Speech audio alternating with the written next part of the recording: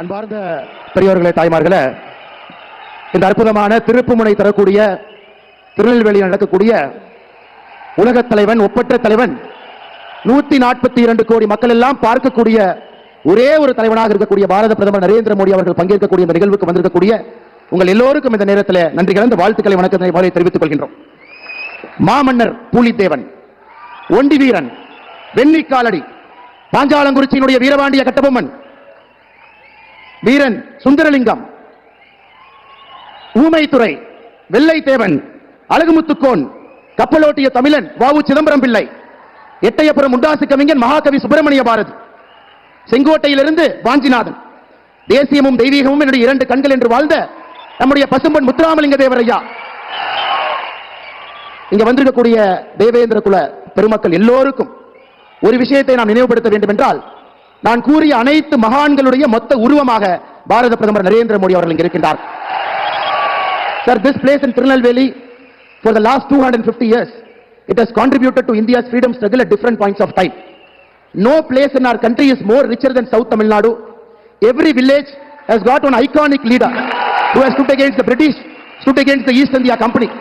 And today, in your presence in Tirunelveli soil, is honoring all those great people who have lived here over the last 200 years. அற்புதமான இந்த நேரத்தில் நம்முடைய பாரத பிரதமர் நரேந்திர மோடி அவர்கள் இங்கே வந்திருப்பது இத்தனை மகான்களுக்கெல்லாம் மரியாதை செலுத்தும் விதமாக இங்கே நின்று கொண்டிருக்கின்றார். ஐயா, இன்னைக்கு தமிழகமே எதிர்பார்ப்பது கல்விக்கண் திறந்த கர்ம வீரர் காமராஜர் ஐயாவுடைய அற்புதமான ஆட்சி இந்த மண்ணிலே வேண்டும் என்று எதிர்பார்க்கின்றோம். இன்னொரு பக்கம் நம்முடைய பாரத பிரதமர் நரேந்திர மோடி அவர்கள் 3வது முறையாக 400 பாராளுமன்ற உறுப்பினர்களை தாண்டி கம்பீரமாக ஆட்சியிலே அமர வேண்டும் என்று எதிர்பார்த்துக் கொண்டிருக்கின்றோம். தமிழகத்தினுடைய திசை மாறி இருக்கிறது. ஒரு ஊழல் அரசு, குடும்ப ஆட்சி, தனக்கென்று வாழக்கூடிய முதலமைச்சர் இன்னைக்கு ஆட்சியில் இருக்கிறார். ஐயா பாருங்க, தூத்துக்குடியிலிருந்து இங்க வந்திருக்கிறாங்க. தூத்துக்குடியில இந்தியாவுடைய அடுத்த ஏவுதளத்திற்கான அடிக்கல் நிகழ்ச்சியை நடத்திவிட்டு அங்க இருக்கக்கூடிய நம்முடைய தூத்துக்குடி போர்ட்டினுடைய நிகழ்ச்சி நடத்திவிட்டு வந்திருக்கிறாங்க. நேற்று திருவனந்தபுரத்தில் விண்வெளி செல்லக்கூடிய 4 இந்தியர்களை அறிமுகப்படுத்திவிட்டு இங்கே வந்து அமர்ந்திருக்கின்றார்கள். எவ்வளவு பெரிய ஒரு வளர்ந்த பாரதத்திற்கு அடித்தளத்தை அமைத்துக் கொண்டிருக்காங்க பாருங்க.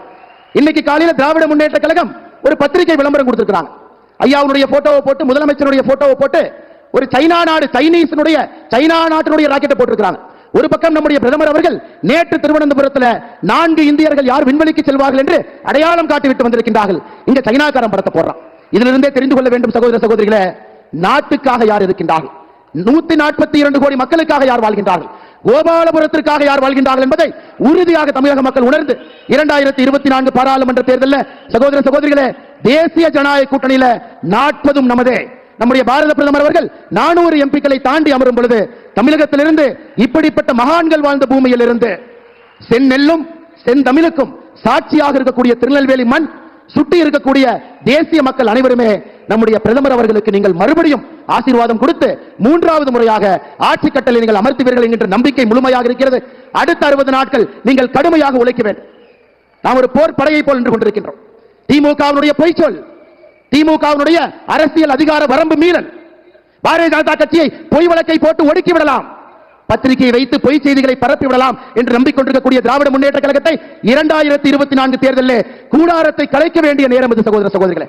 ஒரே ஒரு வேண்டுகோள், மேடையில் இருக்கக்கூடிய எல்லா தலைவர்கள் சார்பாக, அடுத்த 60 நாட்கள் போர் வீரனை போல கடமையே கண்ணாயிரமாக, கண் துஞ்சாமல், பூத்து பூத்தாக, ஒரு வீடாக, ஒரு வாக்காக நம்முடைய பாரத பிரதமர் நரேந்திர மோடி அவர்களுக்கு அதை ஒப்படைக்க வேண்டிய கடமை நமக்கு இருக்கிறது சகோதர சகோதரிகள். மேடையில் இருக்கக்கூடிய நம்முடைய எல்லா தலைவர்கள், கூட்டணி தலைவர்கள், அண்ணன் ஜான் பாண்டியன் அவர்கள் இங்கே வந்திருக்கின்றார். உங்கள் அன்பை எல்லாம் பெற்றவர் தேவநாதன் யாதவ் அவர்கள் வந்திருக்கின்றார். காங்கிரசிலிருந்து 2.5 வருஷம் பதவி இருந்தும் கூட பிரதமருடைய கரத்தை வலுப்படுத்த வேண்டும் என்பதற்காக வந்திருக்கக்கூடிய விஜயதரணி அவர்கள் இருக்கின்றார். நம்முடைய அகில இந்திய பாரதிய ஜனதா கட்சியுடைய மகளிர் அணி தலைவி அக்கா வானதி சீனிவாசன் அவர்கள் இருந்து நம்முடைய முன்னாள் மாநில தலைவர் ஐயா பொன் ராதாகிருஷ்ணன், தர்ம போராளி ஹெச் ராஜா அவர்கள், இந்த மண்ணினுடைய மைந்தன் சட்டமன்றத்தினுடைய குழு தலைவர் அண்ணன் நயினார் ராஜேந்திரன் அவர்கள், எல்லாவற்றுக்கும் மேலாக சமூக நீதியினுடைய சாட்சியாக அடையாளமாக இருக்கக்கூடிய அண்ணன் முருகன் அவர்கள் மேடையில் இருக்கின்றார்கள். உங்களுடைய ஆசீர்வாதம் முழுவதும் நீங்கள் பிரதமருக்கு தர வேண்டும் என்கிற அன்பான வேண்டுகோளை வைத்து மேடையில் இருக்கக்கூடிய தலைவர்களுக்கு நன்றி சொல்லி என்னுடைய உரையை முடித்துக் கொள்கின்றேன். நன்றி, வணக்கம். பாரத் மாதா கி, பாரத் மாதா கி, பாரத அன்னையின் புகழ்.